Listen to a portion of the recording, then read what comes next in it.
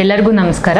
ನಾನು ಡಾಕ್ಟರ್ ಶಮಿತಾ, ಸರ್ಜಿ ಆಸ್ಪತ್ರೆಯಲ್ಲಿ ಮಕ್ಕಳ ತಜ್ಞೆಯಾಗಿ ಕಾರ್ಯನಿರ್ವಹಿಸ್ತಿದ್ದೇನೆ. ಇಂದು ಮಕ್ಕಳ ಸುರಕ್ಷತೆಯ ಬಗ್ಗೆ ಒಂದು ಮುಖ್ಯವಾದ ವಿಷಯವನ್ನು ನಿಮ್ಮೊಂದಿಗೆ ಹಂಚ್ಕೊಳ್ಬೇಕಂತಿದ್ದೇನೆ. ವಿಷಕಾರಿ ವಸ್ತುಗಳ ಸೇವನೆಯಿಂದ ಸಾವಿಗೀಡಾಗುತ್ತಿರುವ ಮಕ್ಕಳ ಸಂಖ್ಯೆ ದಿನೇ ದಿನೇ ಜಾಸ್ತಿ ಆಗ್ತಾ ಇದೆ. ಅದರಲ್ಲೂ 1 ರಿಂದ 5 ವರ್ಷದ ಮಕ್ಕಳಲ್ಲಿ ಇದನ್ನು ಸುಮಾರಷ್ಟು ನೋಡ್ತಾ ಇದ್ದೀವಿ. ಏಕೆಂದರೆ ಈ ಏಜ್ ಗ್ರೂಪ್ ಮಕ್ಕಳಿಗೆ ತುಂಬ ಕುತೂಹಲ ಇರುತ್ತೆ.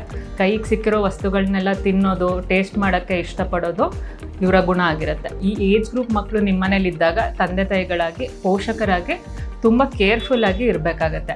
ನಾವು ದಿನನಿತ್ಯದಲ್ಲಿ ಯೂಸ್ ಮಾಡುವಂಥ ಹಲವಾರು ವಸ್ತುಗಳು ಕೆಮಿಕಲ್ಸ್ ಆಗಿರುತ್ತೆ. ಈಗ ಡೇ ಟು ಡೇ ಬೇಸಿಸ್ ಮೇಲೆ ಬಾತ್ರೂಮಲ್ಲಿ ಯೂಸ್ ಮಾಡೋಂಥ ವಸ್ತುಗಳನ್ನೇ ಉದಾಹರಣೆಗೆ ತಗೊಳ್ಳಿ. ಸೋಪ್ಸ್ ಇರುತ್ತೆ, ಶ್ಯಾಂಪೂ ಇರುತ್ತೆ, ಟಾಯ್ಲೆಟ್ ಕ್ಲೀನರ್ಸ್ ಇಟ್ಕೊಂಡಿರ್ತೀವಿ, ಫ್ಲೋರ್ ಕ್ಲೀನರ್ಸ್ ಇಟ್ಕೊಂಡಿರ್ತೀವಿ, ಹ್ಯಾಂಡ್ ವಾಶ್ ಇರ್ಬೋದು. ಇವಾಗ ಕೋವಿಡ್ ಆದಮೇಲೆ ಎಲ್ಲ ಕಡೆ ಸ್ಯಾನಿಟೈಸರ್ ಯೂಸು ಜಾಸ್ತಿ ಆಗಿದೆ. ಈ ಎಲ್ಲ ವಸ್ತುಗಳು ಕೆಮಿಕಲ್ಸ್ ಹೊಂದಿರುವಂಥದ್ದು. ಸೊ ಎಸ್ಪೆಷಲಿ ಈ ಬಾತ್ರೂಮ್ ಐಟಮ್ಸ್ ಏನಿದೆ, ಇದರಲ್ಲಿ ಆ್ಯಸಿಡ್ ಅಂಶ, ಆಲ್ಕಲಿ ಅಂಶ ಅನ್ನೋದು ಜಾಸ್ತಿ ಇರುತ್ತೆ. ಈ ರೀತಿ ವಸ್ತುಗಳನ್ನ ಮಕ್ಕಳು ಸೇವಿಸಿದಾಗ ಅವ್ರ ಗಂಟ್ಲಲ್ಲಿ, ಅನ್ನನಾಳದಲ್ಲಿ, ಹೊಟ್ಟೆಯಲ್ಲಿ ಸುಟ್ಟು ಗಾಯ ಆಗಿ ಹುಣ್ಣಾಗೋ ಚಾನ್ಸಸ್ ಇರುತ್ತೆ. ಸೊ ಇದು ಬಾತ್ರೂಮಲ್ಲಿ ಯೂಸ್ ಮಾಡೋಂಥ ವಸ್ತುಗಳು. ಇದೇ ರೀತಿ ಇನ್ನು ದೇವ್ರ ಮನೆ ಅಂತ ತೊಗೊಂಡ್ರೆ ಅಲ್ಲಿ ಊದ್ಬತ್ತಿ ಇರುತ್ತೆ, ಬೆಂಕಿಪಟ್ಟಣ ಇರುತ್ತೆ, ಕರ್ಪೂರ ಇರುತ್ತೆ. ಕರ್ಪೂರ ತಿಂದು ಬರೋಂಥ ಸುಮಾರಷ್ಟು ಮಕ್ಕಳುಗಳು ಇದ್ದಾರೆ. ಈ ಥರ ಕರ್ಪೂರ ತಿಂದಾಗ ಮಕ್ಕಳಲ್ಲಿ ಫಿಟ್ಸ್ ಆಗೋದು, ಎಚ್ಚರ ತಪ್ಪೋದು ಸಾಮಾನ್ಯ ಲಕ್ಷಣ ನೋಡ್ತೀವಿ. ಇನ್ನು ಮನೆ ಒಳಗೆ ಹಾಲಲ್ಲಿ, ಲಿವಿಂಗ್ ಏರಿಯಾದಲ್ಲಿ ಕಾಮನ್ ಆಗಿ ಯೂಸ್ ಮಾಡೋಂಥದ್ದು ಅಂದರೆ ಗುಡ್ ನೈಟ್ ಲಿಕ್ವಿಡ್ಸ್ ಇರ್ಬೋದು, ಆಲ್ ಔಟ್. ಆ ಲಿಕ್ವಿಡ್ಗಳು ಕೂಡ ಮಕ್ಕಳಿಗೆ ಅಪಾಯಕಾರಿ ಇರುತ್ತೆ. ಸೊ ಇದನ್ನು ಸೇವಿಸಿದಾಗ ಮಕ್ಕಳಲ್ಲಿ ಮೇನ್ ಆಗಿ ನಿಮಗೆ ಮೆದುಳಿಗೆ ಎಫೆಕ್ಟ್ ಆಗೋದು, ಎಚ್ಚರ ತಪ್ಪೋದು, ಇಲ್ಲ ಕೆಲವೊಂದು ಸತಿ ಹಾರ್ಟಿಗೆ ಕೂಡ ಸಮಸ್ಯೆ ಆಗೋ ಚಾನ್ಸಸ್ ಇರುತ್ತೆ. ಸೊ ಅದನ್ನು ಹೊರತುಪಡಿಸಿ ಇನ್ನೊಂದು ಏನಂದರೆ ಪಾಷಾಣಗಳು, ಇಲಿ ಪಾಷಾಣ ಇರ್ಬೋದು ಅಥವಾ ಜಿರ್ಲೆಗೆ ಅಂತ ಯೂಸ್ ಮಾಡೋ ಔಷಧಿಗಳಿರ್ಬೋದು, ಇದು ಕೂಡ ಮಕ್ಕಳ ದೇಹಕ್ಕೆ ಸೇರಿದರೆ ತುಂಬ ವಿಷಕಾರಿ ಇರುತ್ತೆ. ಇಲಿ ಪಾಷಾಣ ಎಸ್ಪೆಷಲಿ ತುಂಬ ಡೇಂಜರಸ್ಸು, ಜೀವಕ್ಕೆ ರಿಸ್ಕ್ ಆಗೋ ಸಾಧ್ಯತೆ ಇರುತ್ತೆ. ಸೊ ಇಲಿಗೆ ಅಂತ ನೀವು ಕೆಲವೊಂದಿಷ್ಟು ಹಣ್ಣುಗಳಲ್ಲಿರ್ಬೋದು ಅಥವಾ ಉಳಿದಿರೋ ಊಟದಲ್ಲಿ ಸೇರಿಸಿ ಇಟ್ಟಿರ್ತೀರ ಇಲಿ ಸಾಯಿಸ್ಲಿಕ್ಕೆ ಅಂತ. ಬಟ್ ಮಕ್ಕಳಿಗೆ ಇದು ಗೊತ್ತಿರೋದಿಲ್ಲ. ಸೊ ಅವ್ರೇನಾದರೂ ಇದನ್ನು ತೊಗೊಂಡು ನೆಕ್ದಾಗ, ತಿಂದಾಗ ಜೀವಕ್ಕೆ ರಿಸ್ಕ್ ಆಗೋ ಸಾಧ್ಯತೆ ಇರುತ್ತೆ. ಸೊ ಇನ್ನೊಂದು ಕ್ಯಾಟಗರಿ ಆಫ್ ಪಾಯ್ಸನ್ಸ್ ಅಂತ ಅಂದರೆ ಮೆಡಿಸಿನ್ಸು. ದಿನನಿತ್ಯದಲ್ಲಿ ಯಾರದೇ ಮನೇಲಿ ತೊಗೊಂಡ್ರು, ಈಗ ದೊಡ್ಡವ್ರು ಇರ್ತೀರಾ, ಅಜ್ಜ ಅಜ್ಜಿಗಳು ಇರ್ತೀರಾ, ಅವರು BP ಮಾತ್ರೆ ಇರ್ಬೋದು, ಶುಗರ್ ಮಾತ್ರೆ ಇರ್ಬೋದು, ಅಥವಾ ಮಕ್ಕಳಿಗೆ ಅಂತಲೇ ಇಟ್ಕೊಂಡಿರೋ ಜ್ವರದ ಸಿರಪ್ಪು ಇರ್ಬೋದು. ಸೊ ಪ್ಯಾರಾಸಿಟಮಾಲ್ ಓವರ್ಡೋಸು ಮಕ್ಕಳಲ್ಲಿ ತುಂಬ ನೋಡ್ತೀವಿ. ಸೊ ಮೆಡಿಸಿನ್ಸು ಕೂಡ ಕೇರ್ಫುಲ್ಲಾಗಿ ಸ್ಟೋರ್ ಮಾಡಬೇಕಾಗತ್ತೆ, ಮಕ್ಕಳಿಗೆ ಸಿಗದೆ ಇರೋ ರೀತಿಯಲ್ಲಿ ಸ್ಟೋರ್ ಮಾಡಬೇಕಾಗತ್ತೆ. ಇದೆಲ್ಲ ಮನೆ ಒಳಗಡೆ ಆದರೆ, ಮನೆ ಹೊರಗಡೆ ಯೂಸ್ ಮಾಡೋಂಥ ವಸ್ತುಗಳು ಸೀಮೆ ಎಣ್ಣೆ, ಪೇಂಟ್ ಥಿನ್ನರ್ಸು. ಹಳ್ಳಿಗಳಲ್ಲಾದರೆ ಕೆಮಿಕಲ್ ಫರ್ಟಿಲೈಸರ್ಸ್ ಇರ್ಬೋದು, ಅಥವಾ ಇನ್ಸೆಕ್ಟಿಸೈಡ್ಸು, ಪೆಸ್ಟಿಸೈಡ್ಸು. ಈಗ ಗಿಡಕ್ಕೆ, ತೋಟಕ್ಕೆ ಯೂಸ್ ಮಾಡೋದು, ಅಥವಾ ದನ ಕರುಗಳಿಗೆ ಯೂಸ್ ಮಾಡಲಿಕ್ಕೆ ಅಂತ ಇಟ್ಕೊಂಡಿರೋ ಇನ್ಸೆಕ್ಟಿಸೈಡ್ಸು, ಪೆಸ್ಟಿಸೈಡ್ಸು ತುಂಬ ಹಾರ್ಮ್ಫುಲ್ ಇರುತ್ತೆ. ಮಕ್ಕಳಿಗೆ ಸಿಗದೆ ಇರೋ ಥರ ನೋಡ್ಕೋಬೇಕು. ಸೊ ಇದಿಷ್ಟು ವಸ್ತುಗಳು ಏನು ಲಿಸ್ಟ್ ಔಟ್ ಮಾಡಿದ್ದೀವಿ.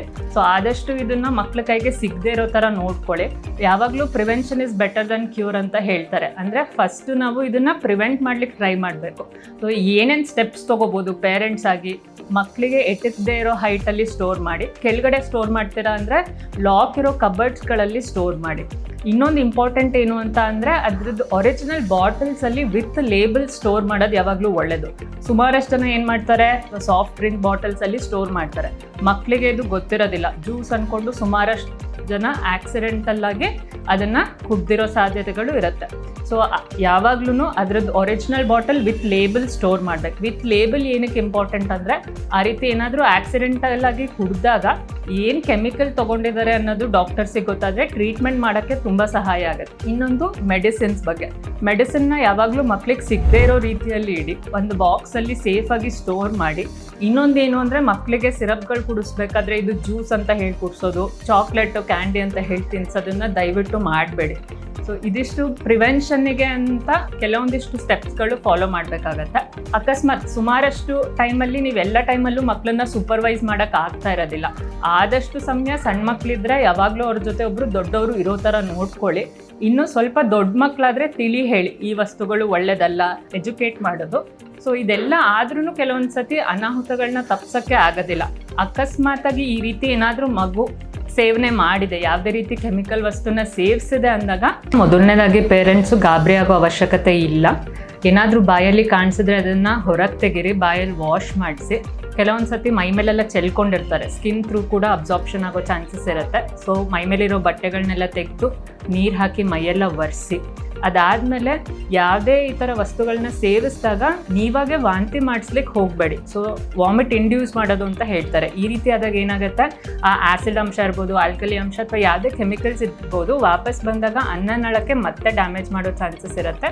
ಮತ್ತು ಈ ರೀತಿ ವಾಮಿಟ್ ಮಾಡಿದಾಗ ಅದು ಶ್ವಾಸಕೋಶಕ್ಕೆ ಸೇರಿದಾಗ ಕೆಲವೊಂದು ಸತಿ ಕಫ ಕಟ್ಟೋ ಸಾಧ್ಯತೆಗಳು ಜಾಸ್ತಿ ಆಗುತ್ತೆ. ಯಾವುದೇ ಮಗು ಈ ಥರ ವಿಷಕಾರಿ ವಸ್ತುಗಳನ್ನ ಸೇವಿಸಿದಾಗ ಕೆಲವೊಂದಿಷ್ಟು ಲಕ್ಷಣಗಳಿರುತ್ತೆ. ತುಂಬ ವಾಮಿಟ್ ಮಾಡ್ತದೆ ಪಾಪು, ಹೊಟ್ಟೆ ನೋವಿದೆ, ಪದೇ ಪದೇ ಬೇದಿ ಆಗ್ತದೆ, ಅಥವಾ ವಾಮಿಟಿಂಗಲ್ಲಿ ಬ್ಲಡ್ ಬರೋದಿರ್ಬೋದು, ಅಥವಾ ಎಚ್ಚರ ತಪ್ಪಿದ ಮಗು, ಈ ಏನೇ ಲಕ್ಷಣಗಳಿದ್ರೂ ಇಮಿಡಿಯೇಟಾಗಿ ನಿಮ್ಮ ಹತ್ತಿರದಲ್ಲಿರೋ ಆಸ್ಪತ್ರೆಗೆ ಕರ್ಕೊಂಬಂದು ಟ್ರೀಟ್ಮೆಂಟ್ ಮಾಡಿಸ್ಬೇಕಾಗತ್ತೆ.